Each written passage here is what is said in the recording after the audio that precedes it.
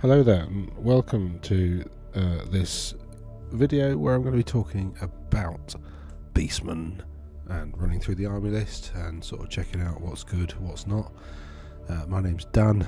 I'm a long-standing veteran of the hobby and have been playing Warhammer for many years. Super stoked about the old world, and this is the last of my videos looking at the bad guys in the what's it called, Ravening Hordes or something book. Yeah, Ravening Hordes. Now I've lost my place.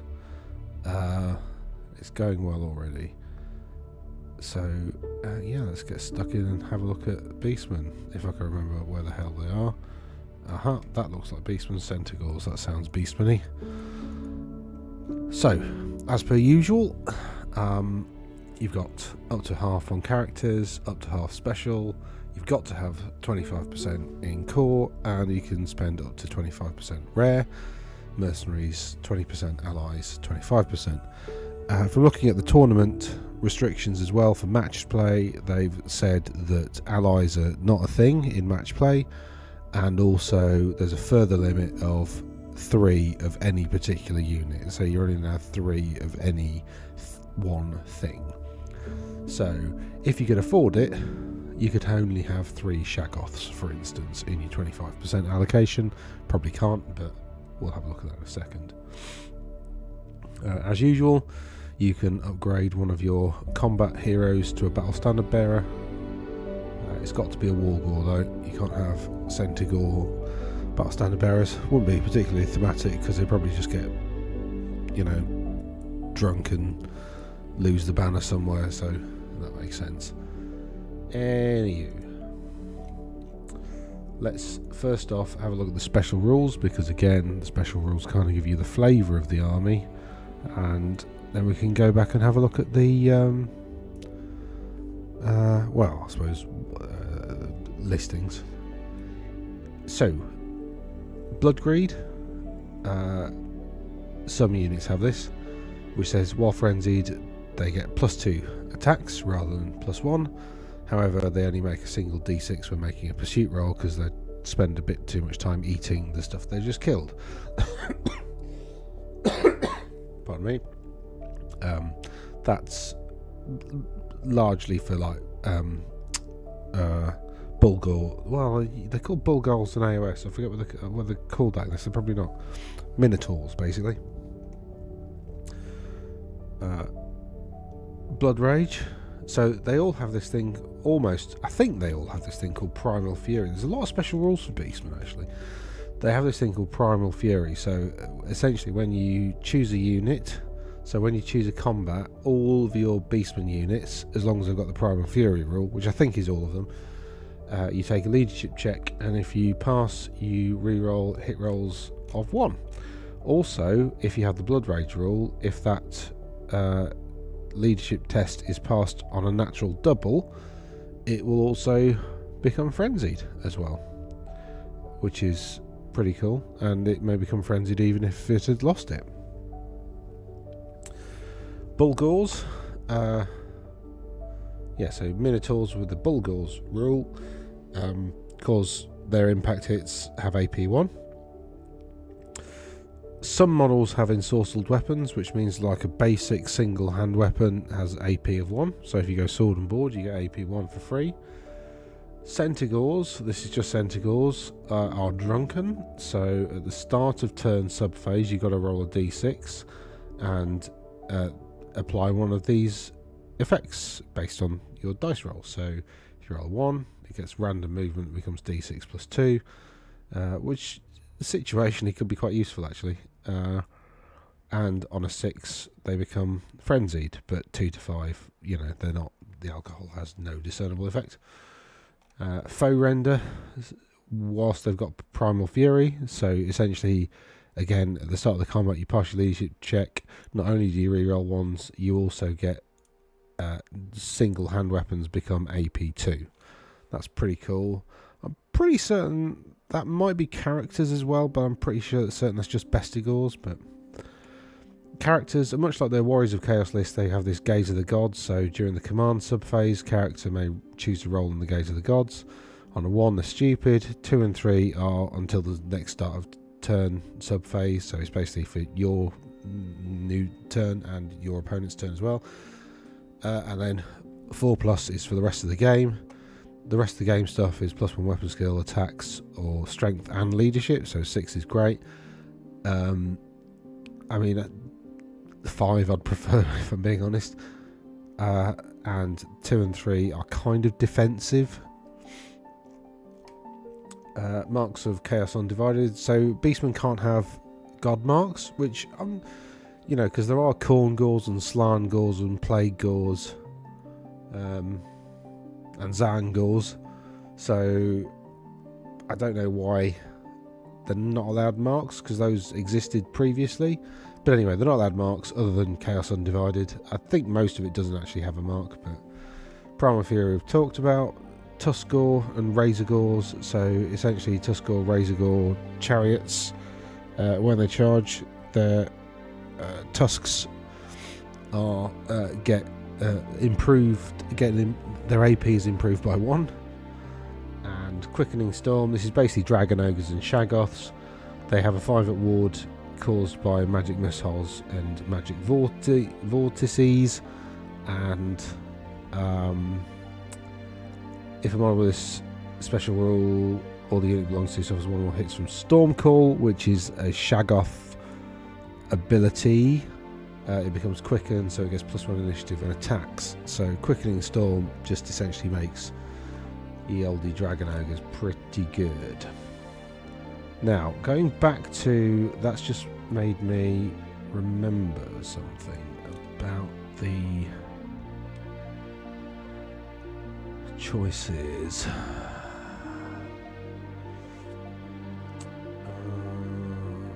Dragon Ogres. Oh, I thought there was a limit on Dragon Ogres and Shaggoths. No. I thought you had to have a Shaggoth to have Dragon Ogres and vice versa. But that's not true. That was just in my head. But yeah, if you've got a Beast Lord or a War Gore as your general, your Bestigors, you can 1 unit Bestigors you can take as core, 1 Doom Balls, blah blah blah. So these are your standard Killy Beastmen. They got the profile that you'd expect. They've got the weapon choices you'd expect. Chaos Beastmen have mutations, which is like an additional magical enhancement sort of slot. So essentially your Beast Lord can take 50 points of mutations and 100 points of magic items. Wargore can take 50 points of magic items and 50 points. So that means your Wargore actually can take an unlimited points. If it's a battle standard bearer, can take a standard that's worth unlimited points and also can take 50 points of mutations as well, which is pretty cool. And they have that's interesting. They don't have Rallying Cry. I'm pretty certain they're the only like combat hero that doesn't have Rallying Cry, which is interesting. So they've got that faux render rule. They've got Mark of Chaos Undivided, Warband, which means that their leadership is improved by the rank bonus of the unit that they're in.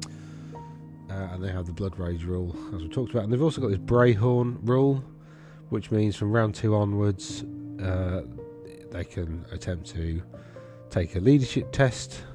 So in the command subphase, you may re-roll for each unit of ambushes that's held in reserve.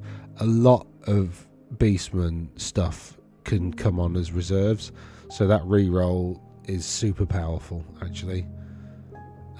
It's not once per game, so you just test from round 2 onwards, so it makes the fact that you can put loads of... So the style of Beastman is that more or less probably half the army, or maybe even all of the army, could start off the table, and then you can start to bring stuff on. I mean, you wouldn't want that, because you really want although your general can have the ambushes special rule, I mean, you wouldn't want that, because, you know, you can't do the Brayhorn ability. So you're going to want to have probably half your army on the table, if not a little bit more, just to kind of start gumming up your opponent, and then you can bring all the cool stuff on fire ambushes, or vice versa. You can leave. So yeah, it just makes the ambushes rule a bit more reliable. You've got your level 2, level 1, 2, 3, 4 wizard here. There's a Bray Shaman. They're pretty much what you'd expect. They're quite tough in combat, actually. They've got decent toughness. Yeah, it can choose whether to use this is an old rule, really, but when the combat's chosen, it can either have a great weapon or a 5-up save and a hand weapon. So that's pretty cool. They're just called Minotaurs, yeah. So Minotaur champions are again just sort of slightly better in combat, slightly tougher than your normal champions. Yeah, so while this model is frenzied, any unit is joined will also become frenzied, which matters because they have that like blood greed. That was like +2 attacks or something instead. So actually these are pretty nasty in combat. They're pretty horrible. And they just have Armor Bane 1 regardless of what weapon they've got. So that's really good. And they do impact hits. So these are pretty cool, although they are very expensive. And they're monstrous infantry, which makes them a bit less flexible on the tabletop. Then you've got Centaur Chieftains, which again are exactly what you'd expect them to be. Yeah, they have a stomp attack though, which is pretty cool. I quite like that. So then you've got your Bestigor herds. Again, nothing massively surprising here. They're pointed, I think, okay. They're, you know, because that's sort of Chaos Warrior sort of cost, which is like my benchmark for everything. But they have like movement 5, weapon skill 4, you know, so they're like Chaos Warriors with those 2 stats swapped around pretty much. You can give them Stubborn and Veterans, which, you know, you got Mark of Chaos. Sorry, did I misread Mark of Chaos? Why would you give Mark of Chaos Veteran? Because I think it more or less allows all that anyway, doesn't it? Reroll Fear, Panic or Terror. Okay, Veteran is reroll any leadership check. A break check isn't a leadership check, by the way. So, I mean, I'm not sure that's a worthwhile upgrade to Veteran. I mean, because I don't know. I suppose, yeah, Veteran. No, Dan, you're being daft. Veteran would allow you to reroll because Primal Fury is a leadership check. So, yeah. And also re-rolling it, you could like fish for doubles a bit more and frenzy them. So, yeah. And they have Blood Rage as well, so, you know, they get +2 attacks when they're frenzied. So, yeah, you probably want to veteranize them. And you definitely want Stubborn, so they're 15 points each, basically.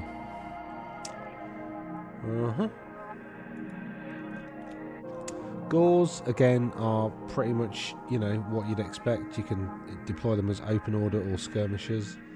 Bestigors are close order, I think, aren't they? Yeah, close order. Bestigors are heavy infantry, yeah. Gauls are regular, okay. So again, they've kind of got what you'd expect. You can give them ambushes if you want them to start an ambush, so that's pretty cool. And if they make a longish charge, then they get +1 strength, so they go up to strength 4. Basically, they go up to strength 4 on a charge, unless it was a really short charge. But yeah, they're pretty cool. They've got Horde as well, which means that, you know, when they're in open order, they get +1 rank. So they get 3 ranks in combat. So that's pretty helpful. Ungor Hordes are again what you'd expect. They're open order and skirmishers and chariot runners, so basically chariots can see through them and charge through them, so they're pretty good to kind of put in front of your chariots. They've got movement 5, which, you know, marching 10 inches is actually a reasonably good distance to sort of, if they're just going to protect your chariots, that's pretty good. They've got, I think they've got, no, you can't, no, 0 to 1 unit per 1,000 may have ambushes. Okay. So, like, yeah. Harpies, a bit rubbish, really. I don't see the point of harpies, to be honest. I mean, I'm sure somebody will write an amazing list with them in, but I'm not sure, you know, I'm not sure. You know, 11 points each. I mean, they do fly 10, so that's a 20-inch move, and they can just essentially flap around the table and, like, they've got move through cover as well, which is pretty good. And they've got scouts, which means you can deploy them in no man's land. So that's pretty good. I don't know. I still don't know. They don't have any armor. They're fairly low toughness, low leadership. Like, not convinced. And they got swift stride, which means they run away, you know, quite a long distance. You got minotaurs, which again are pretty much what you'd expect. They've got the blood greed, blood rage, all that kind of stuff. So you really want to get them to be frenzied, because then they're just amazing, and you can give them great weapons, which makes them strength 7, AP 2, and they do impact hits. You know, they're great. And actually, for that price, I don't think they're too bad. Centaur hordes, again, they're pretty much what you'd expect. They're kind of like light cavalry. You know, they've got fast cavalry, which means they can march and then have a free pivot, a free open order style pivot. They're only open order though. You know, they've got the warband rule, which is, you know, extra leadership for ranks, and they've got horde, so you can have 3 ranks, so you can make a big unit of like, and a light cavalry, so you need 5 for a rank, so you could take 20 of them, which would be 400 points, which would be pretty good, I think. You give them cavalry spears, so they're sort of strength 5 on the charge. Yeah, they're just drunken, makes them unreliable. Oh, mate. Dragon ogres are they're okay. They're monstrous cav. Armor Bane 1, they've got a 5 up save because of... Oh no, they've got a 4 up save because they've got light armor and armored hide 2. They can replace that with heavy, so they get a 3 up save if they've got heavy armor. So that's pretty good. And they've got a couple of stomp attacks, which is pretty nice. And they've got the ensorcelled weapon rule. So if you don't give them any of those, then they're AP 1. I mean, you'd want to take... I mean, Hellbeards are not a bad shout, actually, because you don't... That would make them Strength 6, AP 1, with Armor Bane 1. I mean, Hellbeards might be the best option. They're Initiative 2, though, so anything lower than Initiative 3, you just think give them great weapons, because it's not that much of a penalty, and gives a lot of extra utility. But if you just wanted to give them a single hand weapon, I think they'd be okay. Huh. I suppose if you got a smallish unit, then maybe. Warhounds are... Oh no! Warhounds are warhounds. Yeah, you can give them Vanguard. Armoured Hide 1. I mean, I wouldn't bother. No. A 6 up save. What's the point of that? The Vanguard special rule is pretty nice, considering how cheap they are for what they can do. That's pretty good. You can have Razor Gore hordes, which are a bit like Warhounds, but better. They are quite expensive, though, for something that's really only got a 6 up save. And toughness 5 is nice, though. So, yeah, maybe... I don't know. They do impact hits, actually, don't they? And they've got Razor Tusks, so they're like strength... AP 1, sorry, on the charge with Armor Bane 1. It's pretty good. Actually, now I'm looking at this, a lot of stuff doesn't have Primal Fury, does it? So these do. Chaos Warhounds don't. Dragon Ogres don't. Centaurs don't have Primal Fury. Oh no, they do. It's there. Sorry. Yeah. They do have Primal Fury. Do these have Primal Fury? Yeah. So it's pretty much Dragon Ogres don't know. I'll just read that again. No, they don't have Primal Fury. That's interesting. So what? I suppose they got move 7, whereas Minotaurs move 6. I'm just trying to see why you take Dragon Ogres over Minotaurs, because 10 more points, 4 wounds, toughness 4. Minotaurs are 3 wounds. Okay, so they've got an extra wound. Alright, okay. Yeah, maybe they're worth it then. Tuskor chariots, again, a pretty cheap, heavy chariot. You know, considering it's D6 plus 1, strength 5, AP 2, impact hits. It's pretty good. They've also got Mark of Chaos Undivided. Then you got Razor Gore chariots, which are do an extra impact hit. And they've got a Razor Gore, which are pretty nasty. I mean, I'd be tempted to just save your money and just go for Tuskor chariots, to be honest, because, you know, they seem to be... I mean, I know the Razor Gore chariot has an extra point of toughness, which means it'll be a bit better against shooting, but they've got the same armour save, so I don't know. To me, Tuskors seem better value, considering they're 2/3 of the price. I mean, your Razor Gore chariot, actually, you probably want to take a Razor Gore. I mean, actually, no, because the wizards are... I was just going to say they'd make a good mount, but your Great Bray Shaman's already toughness 5, so it doesn't upgrade him to toughness 5, does it? So that's a bit interesting, isn't it? I've got this really relaxing music on as like background music, and it's sending me to sleep. I don't know about you. Apologies if it is. I think it might be. Sorry, I'll just turn me up a little bit. Right. Are we down to Shaggoth already? This is a very quick video, isn't it? There's nothing massively surprising in here, though. It just looks like Beastman, to be honest. Like, anyway, you got a Shaggoth. So what's the Quickening Storm? It can cast a bound spell. All units within 6 take D3 strength 4 hits, each with an AP of 1. The Quickening Storm. So, yeah, so the Quickening Storm affected these guys as well, didn't it? The Quickening Storm, yeah. And that was, they get +1 initiative and +1 attack if they get hit by Stormcall. Which, it's only power level 1, it's likely to be cast, but it's not guaranteed. It'll probably get dispelled, in all seriousness, because it's only got a power level of 1. So, you can't really rely on it. And, yeah, you just want to give him a great weapon, don't you? Well, initiative 4? Actually, maybe an extra attack might be good.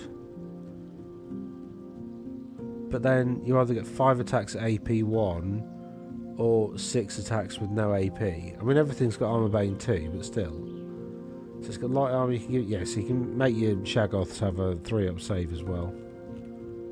Not sold. Then you got Jabber Slithe, which is just a bit weird. Yeah, enemy units can just hurt themselves if they're near it, which is pretty cool. It's got poison attacks, so 5, you're probably going to get one of those a turn. Well, that you're in combat. It's got this like frog-like, slithy, snacky tongue thing that, you know, it's got move and shoot, which is actually means march and shoot. And it's got quick shot, which means it doesn't suffer any negatives. So it can move 12 inches and still make this 12-inch attack. But it's only 1 attack. I think its main ability really is when it dies, it hurts the things because it's got like acid blood sort of thing. So it's pretty cool, and it's got Fly 9, so it's not bad as a monster. In fact, it's pretty good. I quite like it. Then you got a Cockatrice, which has the Petrifying Gaze, which is like it's just a ranged attack. Multiple wounds. You substitute the target's toughness with its initiative, so this is great against stuff like lizardmen, who have high toughness and low initiative. But again, the opposite is true against elves, who have high initiative and low toughness. And it's got a breath weapon it can use as well. Acidic Vomit. Does it have to get that as well? Can it use both then? I don't know. Maybe there's a rule somewhere. Comment down below. But mate, I think there might be a rule somewhere that says that if you're equipped with 2 missile weapons, you can only use 1. You know, maybe. I don't know.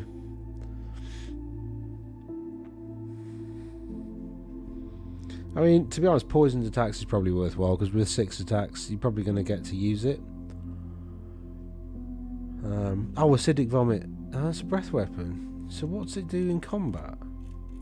Is it just have like normal hand weapons? Just normal hand, no AP or anything? And it hasn't got armor bane. That's bloody weird. I don't know about that. It seems quite... Oh, I don't know. It seems quite expensive. Cygors are awesome. So they can reroll hit rolls against wizards or stuff with magic. Doesn't like magic. If a wizard within 12 of the Cygor wants to cast a spell, they've got to make a leadership test. And if they fail, if they fail the leadership check, then they don't cast a spell, basically. Sorry. If they fail the leadership check, and if they fail to cast a spell, they miscast. So it makes miscasts, like, way, way, way more likely. But if they fail the leadership check, then they can, and they cast a spell, nothing happens, is what I'm reading. And this is why they're cool, they're a stone thrower. A short range stone thrower, but still, they're just a normal, a normal stone thrower. So it's 250 points for a model with great toughness, a load of wounds, and a stone thrower. So they're pretty wicked, I think. Then you got a Chaos Giant, which is, they're like normal giants, they're great, they've got loads of special rules. They can do these instead of their normal, not instead of the normal attacks. They can either roll on this table, or they can try to pick up and stuff models down their trousers, that kind of thing. So giants are pretty good. The giants are also quite tough, like toughness 6 wounds. So they're quite difficult to take down. But they are definitely cool. Gorgons are equally awesome. So they've got like Blood Greed and Frenzy. They've already got Frenzy, so they get like 7 attacks when they're frenzied. They got movement 7 though, so with movement 7 and Frenzy, it's quite easy to lure them into a combat that they don't really want to be in. They've got, light armor, so toughness 6 is good, light armor not so good. There's no upgrades. They've got cleaver limbs, because they've got like 4 arms, and 2 of them have got like crab pincer type things on them. So they're AP2. The main thing though is they've got Killing Blow and Monster Slayer. So that means if they roll a 6 to wound against an infantry or cavalry, then it's dead. And if they roll a 6 to wound against a monster, it's dead. The only thing that doesn't work against is chariots. So they're pretty, well, they say pretty, they're very killy. During the command sub phase, if it's in combat, it can attempt to essentially swallow a model. So you don't want to be in combat with it during the command sub phase of its turn. So if you beat it through combat res, you don't really want to be following up, because then it can have a go at swallowing whole.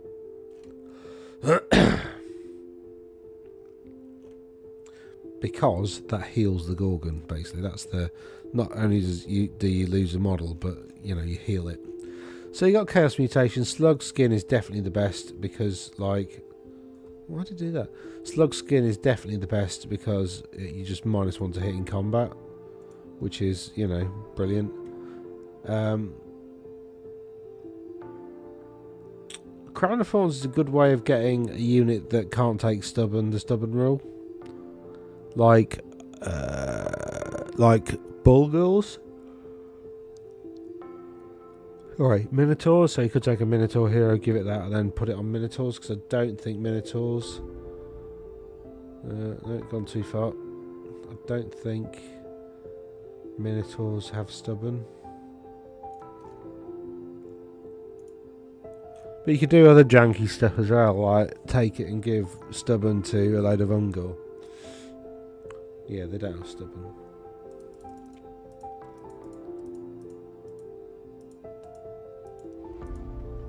Or like you could like take it and give it to like a Centaur hero, and then what you do with the Centaur then is you kind of march them forwards and get them in a position where you can perform a counter charge.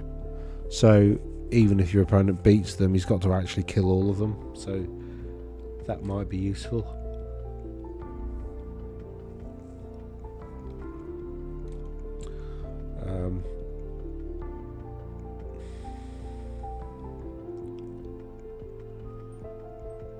I'm not sure. +1 save is good. That's basically what that means if it hasn't got it already. Essentially that's for like combat heroes, where you can give it like you can essentially upgrade to full plate for 15 points. If it's the same effect, right? Yeah.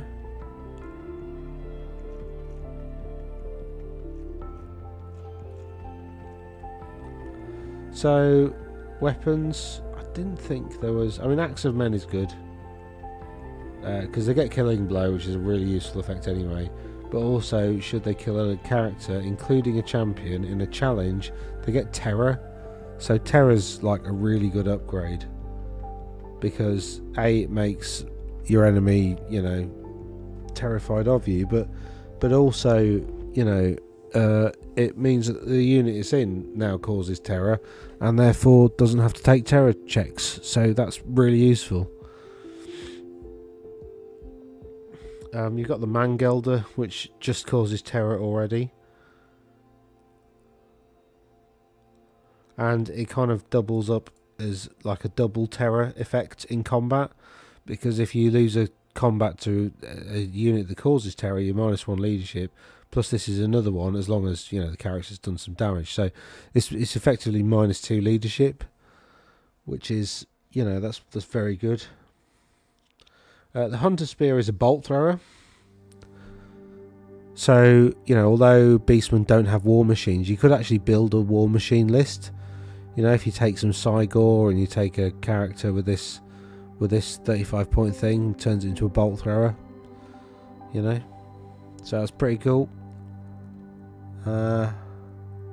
Pelt of the Dark Young is excellent. You know, it's just another +1 to your save. So again, you know, you can have a model on foot with a 2-up save. Black and Plate, I think, is surprisingly useful because, like, there's a lot of stuff that causes flaming attacks, that does flaming attacks. So, like, just for 25 points, just, you know, on the off chance.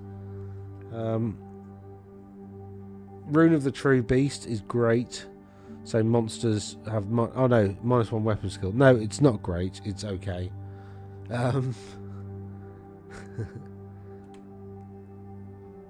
Dark Heart. There's a scroll of healing or healing potion or whatever in the main army, the main rule book. That's like, it's not expensive. It's only a little bit more expensive than that.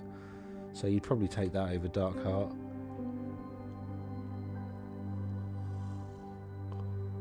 Totem of Rust is amazing. So every model.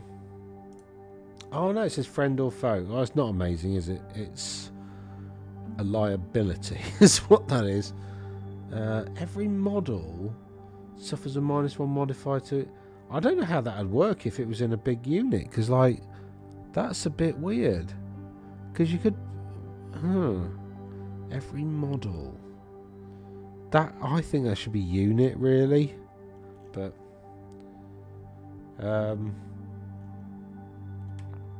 you can take another -1 leadership. So actually there's a way of getting like -3 to your opponent's leadership, which is really good because negative modifiers to leadership affect how likely it is that your unit's going to run away rather than just fall back in good order. So actually negative leadership modifiers are super strong, so that's pretty good. Banner of Outrage is also pretty good. Oh, no, actually, yeah, because you could take that on your Gauls, couldn't you? Or you would probably want to take that with your Minotaurs, wouldn't you? Yeah, because it's pretty good value, especially if you've got a unit of 6 Minotaurs. That Banner of Outrage is pretty good value, because again, you're more likely to get Frenzy back. There's some pretty good other bits and pieces in here. Yeah. And then of course we've got the Law of Beasts again. Like, so when you roll your spells, you roll like the spells out of the spell lore in the book, and if you roll, you can substitute one of your rolls for the signature spell, or one of these. So you're not allowed to. So if you got a level 2 wizard and you roll like a 3 and a 4 on the table, it's not like you can swap the 3 for the signature and the 4 for one of these. You're only allowed one signature spell, and these like count as signature spells, which is what it says here. So you got Vile Tide, 5d6 strength 1 hits, no armor save, 15-inch range. So this is an excellent magic missile. So like I've said elsewhere, you're typically, like a standard magic missile has so you're looking at number of hits, you're looking at strength, and you're looking at AP, right? So normally one of these is high, so you might have high hits, medium strength, low AP, or low hits, high strength, medium AP, that kind of thing. This has a high number of hits, low strength, very high AP, because no armor saves are permitted. So that's very good. 2 of them are high and 1 of them is actually very low, but still overall Vile Tide is brilliant, because essentially just fishing. So 5d6 strength 1 hits, so you know on average you're going to roll like 14, 17, 18 sort of hits, and that's like 2 or 3 wounds. I mean, it's basically D3 mortal wounds, right? But like, that's in this edition of Warhammer, that's very good. And of course, obviously, you can spike it and get 4 or 5 6s, and you know, kill a lot of stuff. So that Vile Tide, you know, is really good. Devolve is excellent because, like, especially up against like a screening unit of like Chaos Warhounds, because they take a leadership check, and if they fail, you know, lose a number of wounds equal to the amount by which you failed the test. So if I like roll a 9, I could just lose 3 dogs, panic, off they go. Do you know what I mean? So that's Devolve is really, really good. Mantle of Gorok, cast against D6 to strengthen attacks, which is amazing, absolutely amazing. Now there is because of there is a spell that basically allows you to do 2d6 hits with your best weapon. So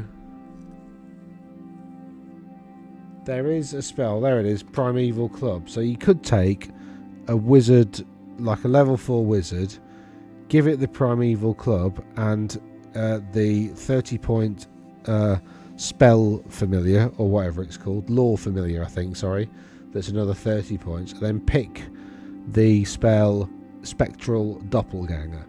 You then can do 2d6 hits. So the strength of the Primeval Club is equal to the leadership characteristic of the model that wields it. So basically is strength 8.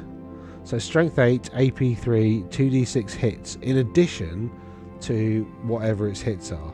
And then you could also give that wizard d6 extra attacks and d6 extra strength. Which, where's the bloody spell? Strength and attacks to a maximum of 10. So you're now strength 10. Do you see what I mean? Like, so you've got like essentially 2 plus d6 strength 10 hits, attacks, and then 2d6 strength 8 AP 3 hits. Like, that's just insane.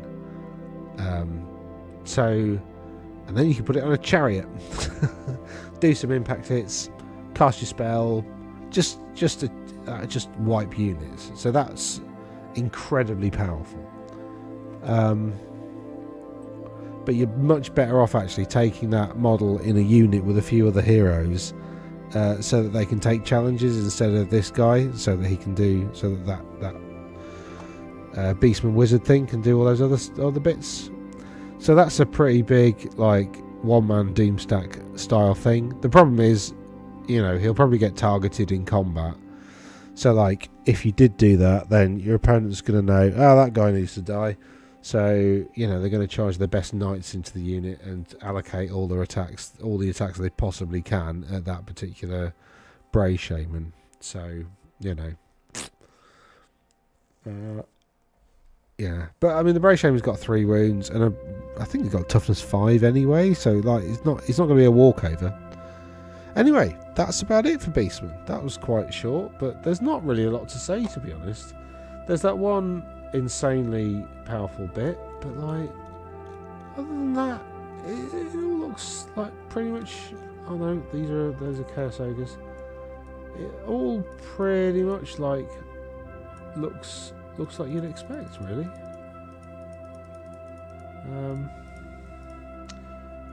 Yeah, so like list wise, what might you take? I mean, I'm not sure about the Shaggoth and Dragon Ogre thing. I don't know that would be particularly useful, really, because it's not, you know, that spell's not reliable, and you kind of need it to go off for them to be really, really worth their points. Whereas like